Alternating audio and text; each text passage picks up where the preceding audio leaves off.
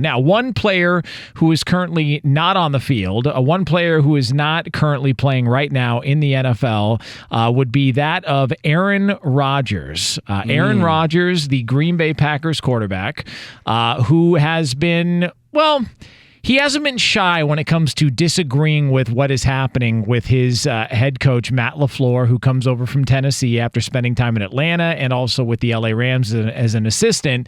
And Matt LaFleur, he talked about, audibling. Aaron Rodgers wants the ability to audible more, and he spoke out about that earlier in the offseason. Now Aaron Rodgers doesn't like the idea of joint practices. He doesn't want to do them any longer. Matt LaFleur does. This following a joint practice, it got a little heated at times with the Houston Texans this week. Now, you have been pretty brutally honest about Aaron Rodgers in talking about how when the list came out from Mike Sando, who talked about quarterback tiers and had Aaron Rodgers number 1, you said Aaron Rodgers was overrated. Yeah.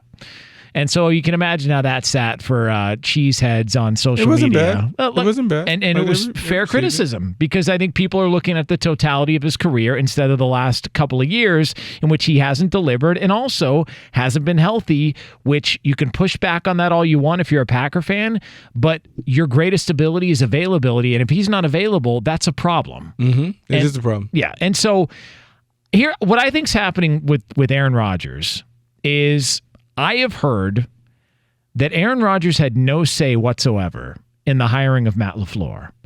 And so while people may think that he's got a lot of pull within the organization, I think that he does. He's their franchise quarterback. He's the guy.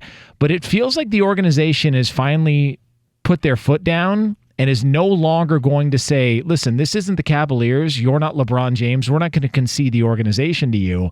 And so with seeing how it's played out in the offseason, this is going to be a little dicey at times with Aaron Rodgers and the Packers. Oh, it's going to be a little dicey. It's going to be a little dicey because he's already kind of working to undermine the head coach. And ideally what you would like is your head coach and the quarterback to be on the same page, that your quarterback, especially if he's the best player on the team, he supports and really rides with your head coach.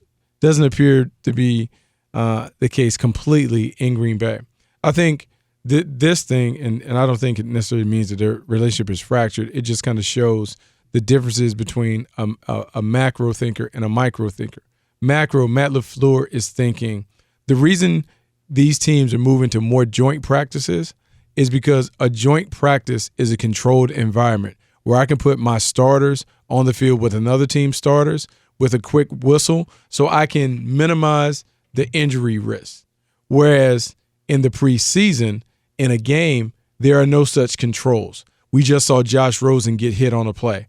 I can't control that in a preseason game. But in a practice, we can put him in a different jersey. I can make sure that he doesn't get hit. And we can get the same competitive juice, the same feel against a different scheme, against different players in a controlled environment. That's why you're seeing so many of these teams do it. They play their starters in the joint practices and let the backups play in the preseason games so they can have everybody available.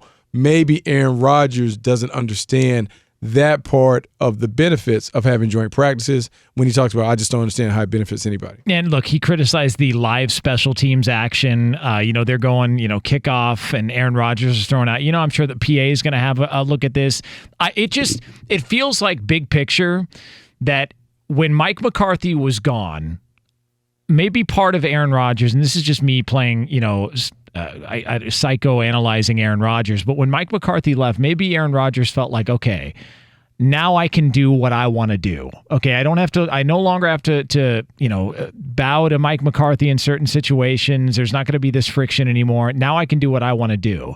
And then all of a sudden it came time to hire a new coach, and they clearly didn't trust what Aaron Rodgers was doing as a quarterback, or else they wouldn't have brought in a young, bright, offensive mind to work with him, because they didn't just turn the franchise over to him and say, all right, we're going to hire a defensive guy and you figure it out on offense and we'll get you a coordinator. They clearly were not happy with what they've seen on offense, which is why they brought LaFleur in. Yeah, they brought LaFleur in to add some juice and some sizzle to their offense. And so Aaron Rodgers is going to have to kind of meet Matt LaFleur halfway for this offense to be successful. Like he just has to be willing to kind of go along with what the coach wants to do. If he's not able to do that, it's never going to work. Like the marriage is just going to fall apart. It's going to falter. And so we'll see if Aaron Rodgers can kind of get on board, if he can kind of relent and let Matt LaFleur have the power that he deserves as the head coach. Otherwise, this is something that is it's going to be miserable from the start if he doesn't buy in. Now, you said Aaron Rodgers is overrated. We know Rob Parker wasn't a big fan of your comments.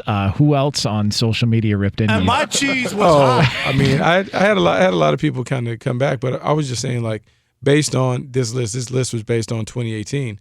There's no way you can say he was the best quarterback in football. I mean, he had like second lowest completion percentage of his career. I mean, he was tied near the middle of the pack in touchdown passes. Passer rating was sub 100. I mean, how can we say he's the best when we had Pat Mahomes go for 5,050? I mean, let's just be real. Drew Brees set a completion percentage record last year. And when you go back and you look at the last 3 or so years, I mean, the Green Bay Packers are a 500 ball club with him starting. And so I would just like to think, we talk about the quarterback and the franchise quarterback being so important in the way they impact games. It's hard for me to believe that the number one guy is just leading a 500 team.